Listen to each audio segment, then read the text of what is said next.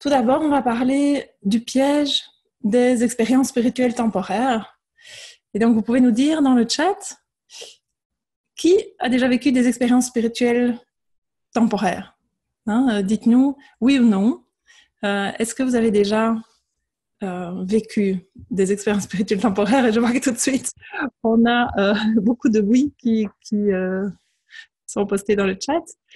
En fait, il y a des centaines de types d'expériences spirituelles dont les gens peuvent faire l'expérience. Et donc, je vais parler de différentes d'entre elles, donc différents types, si vous voulez, d'expériences spirituelles. Et si c'est un type dont vous avez fait l'expérience, eh ben, vous pouvez poster dans le chat, oui, par exemple, je vais parler de l'expérience d'unité. Vous pouvez poster, oui, l'expérience d'unité. Comme ça nous donne une petite idée de quelles ont été ces expériences temporaires pour vous. Donc, comme je disais, un type bien connu, c'est celui de l'expérience d'unité. Ces expériences où, en fait, on sent qu'on fait un avec tout, avec toute chose.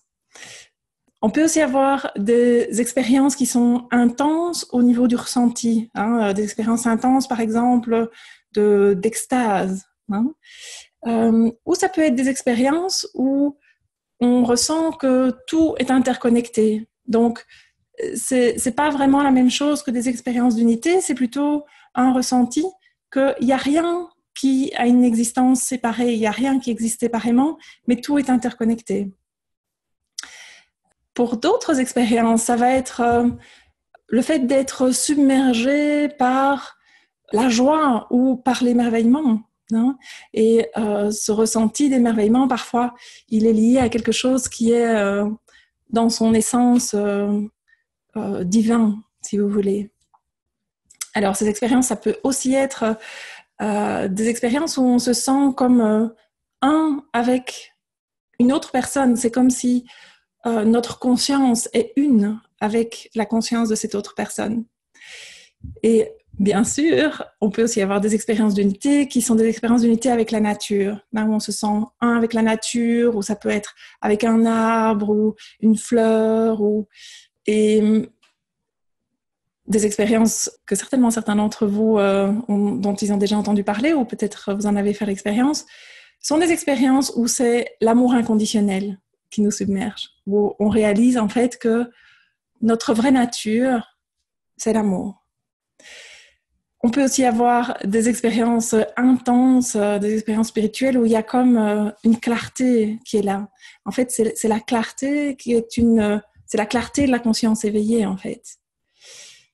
On peut aussi avoir des expériences où ce qui est ressenti, c'est comme une expansion, c'est comme une ouverture, où il y a le vécu d'une absence de limite, en fait. Et donc, il y a un vécu d'espace infini, ou pour d'autres, ça va être un vécu de conscience infinie.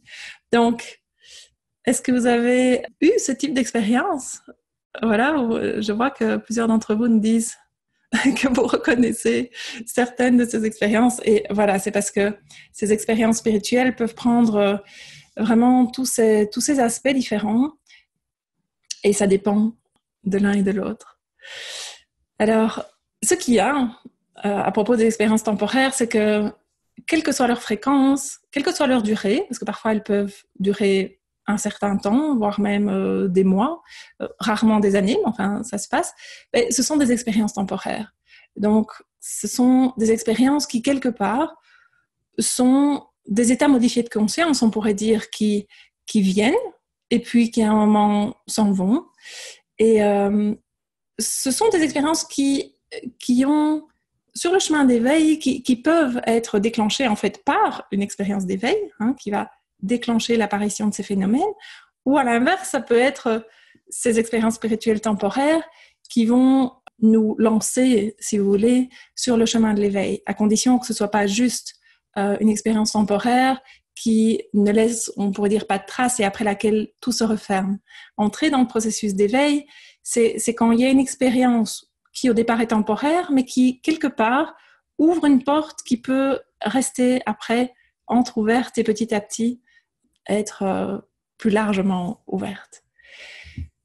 Donc, ce qui est important vraiment par rapport à ces expériences temporaires, c'est de reconnaître que leur nature n'est pas la nature de la conscience éveillée. La nature de la conscience éveillée n'est aucune de ces expériences. La conscience éveillée n'est pas un état modifié de conscience. Ce n'est pas un état, ce n'est pas une expérience. On pourrait dire que c'est en fait une réalisation. C'est la réalisation de qui nous sommes, de la conscience elle-même, en fait. C'est la réalisation que nous sommes la conscience elle-même.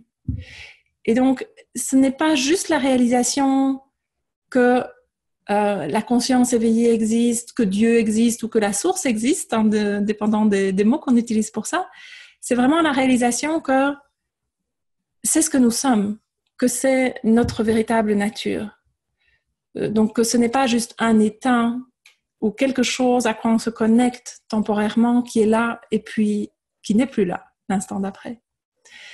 Et donc, c'est la réalisation que c'est notre vraie nature, mais c'est aussi la réalisation que cette conscience que nous sommes, c'est pas juste notre vraie nature, c'est la vraie nature de tout et de chacun. C'est la vraie nature, on pourrait dire, de la manifestation. C'est la vraie nature de ce qu'on appelle la réalité. Et souvent, quand on a une expérience d'éveil, une de celles que j'ai décrites et que vous avez reconnues, eh bien, on va avoir un désir de revivre ces expériences. Et quel que soit ce qu'on se dise à nous-mêmes, souvent, en fait, sur un chemin d'éveil, c'est après ça qu'on court. C'est après ces expériences d'éveil temporaire. Ce qu'on désire, même si on se dit les choses autrement, peut-être que c'est pas vraiment la nature fondamentale de l'éveil. Ce qu'on veut, c'est ressentir ce bien-être ou cette grandiosité qui va de pair avec ces expériences. Et le plus important à réaliser, si c'est ce qui se passe, c'est que par là même, ce qu'on recherche, c'est en fait d'être spécial.